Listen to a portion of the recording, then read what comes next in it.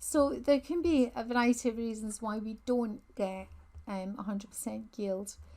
First of all, our raw materials may not have been pure. You know, if we're talking about a mass of calcium carbonate, say, you know, maybe some of that calcium carbonate, maybe silicate material, maybe salt, you know, anything that's not calcium carbonate.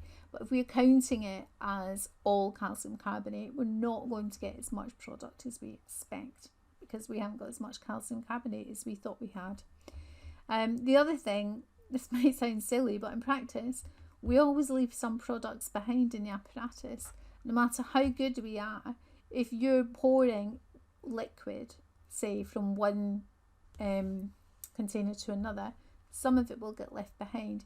If you're transferring a solid, say you want to filter it, some of it's going to get left behind. So every time we move our product from one place to another, even from a container to weigh it, we're going to leave some behind, so we're not going to get it all. The other thing is the reaction might not finish, it might not go to completion.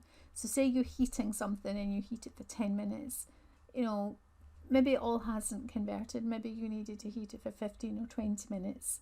And even then, maybe that still isn't long enough for some of the lower energy particles may not be acted. So that's another key reason we don't get 100% yield. Sometimes or often the reaction won't have gone all the way to completion. The other thing that might happen, we could get other byproducts formed. And we see this a lot in organic chemistry.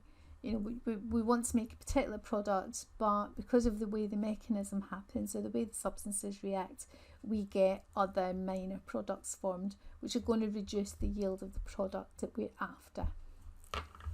So just to take note of, these are the 4 classic reasons why we don't get 100% yield. So sometimes you're asked to explain it, and these are kind of the 4 reasons.